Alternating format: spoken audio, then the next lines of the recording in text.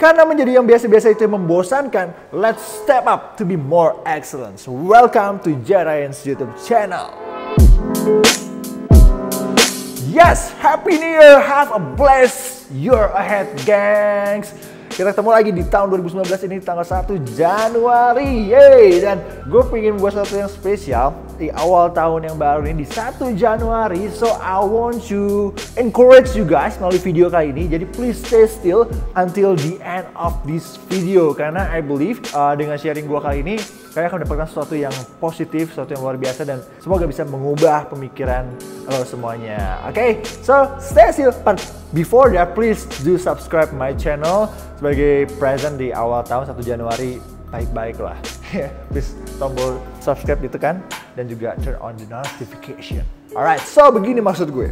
Tadi gue bilang menjadi biasa-biasa itu membosankan. Biasa-biasa itu kayak kita melakukan aktivitas setiap hari, rutinitas yang gitu-gitu aja.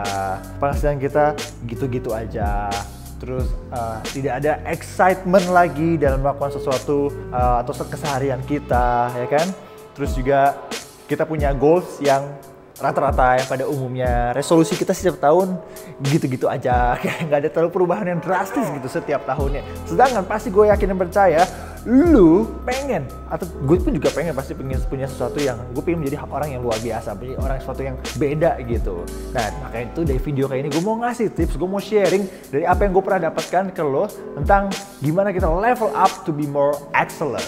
Jadi gue membandingkan antara pola pikir orang-orang yang excellence, gue pikir yang orang-orang yang tidak biasa-biasa, tidak rata-rata, gue bilang excellence, sama yang biasa-biasa aja atau justru mediocre. Jadi perbandingan antara excellence dan mediocre, oke? Jadi pola pikirnya seperti ini. Yang pertama, kalau orang-orang yang excellence atau yang di atas rata-rata, mereka mikir adalah I have to be my best. Dibandingkan dengan orang-orang yang ya mediocre, yang rata-rata, mereka mikir I have to be the best. Nah, kok bisa bandingkan? Ada kata-kata I have to be my best, dan the best ini berbeda banget. Jadi kalau kita mau jadi orang yang excellence, kita nggak usah pikirin orang lain yang sebelah-sebelah kita.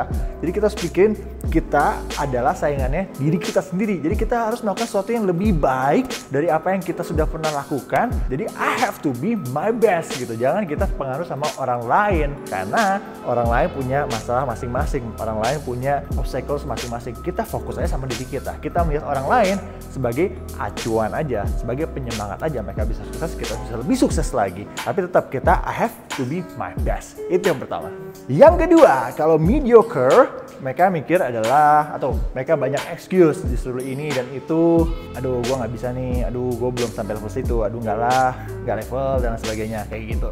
Soal excellence, sebaliknya mereka nggak pakai excuse. Mereka ngambil semua challenge, semua tantangan, atau semua yang mereka belum mampu itu sebagai sebuah motivasi kalau mereka harus bisa menyelesaikan itu. Mereka anggap sebagai challenge, bukan memberikan alasan yang seharusnya mereka memang bisa kasih alasan untuk nggak ngambil itu, nggak ngambil challenge itu sendiri gitu. Jadi ini perbedaannya. Jangan terlalu banyak excuse, tapi kita harus ambil kesempatan itu untuk belajar lebih lagi, untuk membuktikan kalau kita bisa lebih baik lagi. Yang ketiga, kalau orang mediocre, mereka mikir gue hanya bisa, ya gue bisa begini aja gitu.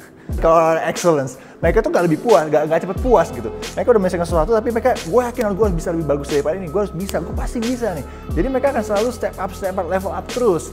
Jadi itu bedanya ya, jangan cepat merasa puas, dan gue yakin lo pasti bisa lebih daripada lo saat ini.